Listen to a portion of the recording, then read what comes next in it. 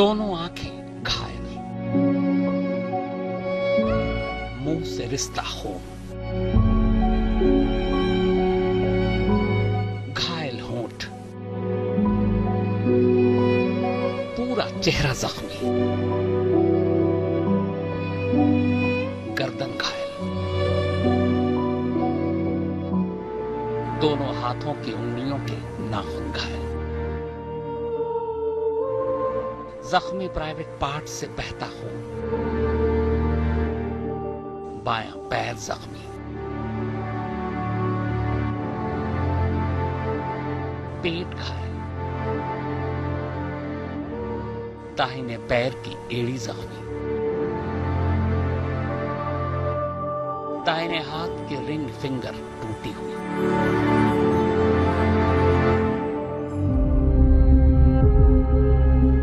ये जख्मों की वो लिस्ट है जो कोलकाता की ट्रेनी जूनियर डॉक्टर के हिस्से आई है।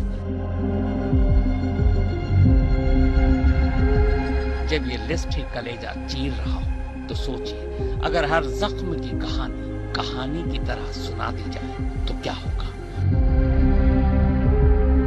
खुद को और खुद की आबरू को बचाने के लिए जूनियर डॉक्टर ने तब तक लड़ाई लड़ी जब तक होश ने उसका साथ दिया, और जब तक वो होश में थी, घायल होकर भी खुद को और खुद के आबरू को बचा ले गए। लेकिन जख्मों की लिस्ट इतनी लंबी थी कि वो दर्द और होश दोनों से हार गई। अब वो वहशी उसे नजर भी नहीं आ रहा था, क्योंकि जिस चश्मे को उसने पहन रखा था उस चश्मे का ग्लास भी टूटकर उसकी दोनों आंखों को घायल कर चुका था। आंखें बंद थी और वो बेहोश, और इसी बेहोशी के आलम में वो तब तक उसकी आबरू लूटता रहा जब तक उसकी सांसें थम नहीं गई।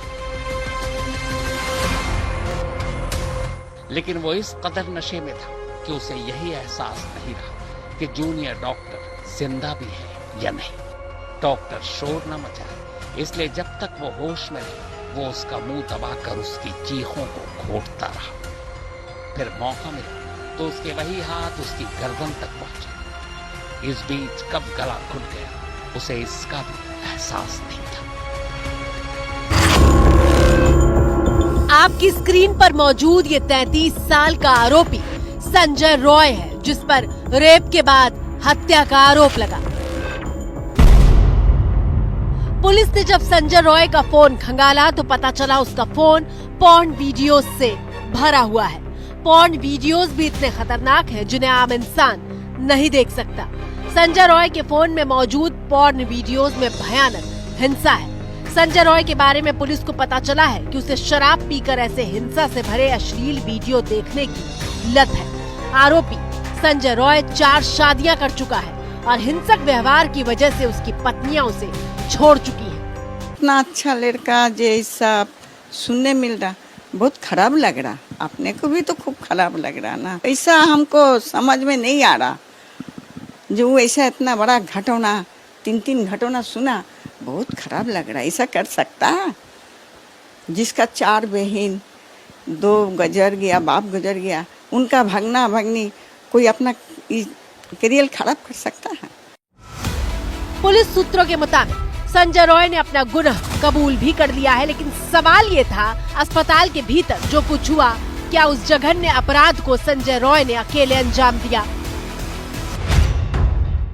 ट्रेनी डॉक्टर की पोस्टमार्टम रिपोर्ट के मुताबिक उसके प्राइवेट पार्ट्स पर गहरे घाव मिले हैं। चिल्लाने से रोकने के लिए नाक, मुंह और गले को लगातार दबाया गया। गला घोटने से थायराइड कार्टिलेज टूट गया। सिर को दीवार से सटा दिया गया जिससे लेडी डॉक्टर चिल्ला न सके। लेडी डॉक्टर के पेट, होंठ, उंगलियों और बाएं पैर पर चोटें मिली। इतनी जोर से हमला किया गया कि चश्मे के शीशे के टुकड़े उसकी आंख में धंस गए थे। दोनों आंख, मुंह और प्राइवेट पार्ट से खून बह रहा था। पीड़िता की गला घोटकर हत्या हुई है और हत्या से पहले उसके साथ बलात्कार हुआ। कोलकाता के आरजीकर अस्पताल में ट्रेनी डॉक्टर के साथ हुई दरिंदगी के बाद से कई सवाल हैं जिनके जवाब मिलने बाकी हैं। पहला सवाल, परिवार को फोन करके ये क्यों कहा गया कि आपकी बेटी की तबीयत खराब है? दूसरा सवाल, लेडी डॉक्टर की अर्धनग्न लाश मिलने के बाद भी पुलिस ने परिवार से ये क्यों कहा कि आपकी बेटी ने खुदकुशी कर ली? तीसरा सवाल, अगर कुछ भी छिपाने की कोशिश नहीं की जा रही थी तो परिवार को बेटी की बॉडी देखने से पहले 3 घंटे तक अस्पताल में बिठाकर क्यों रखा गया?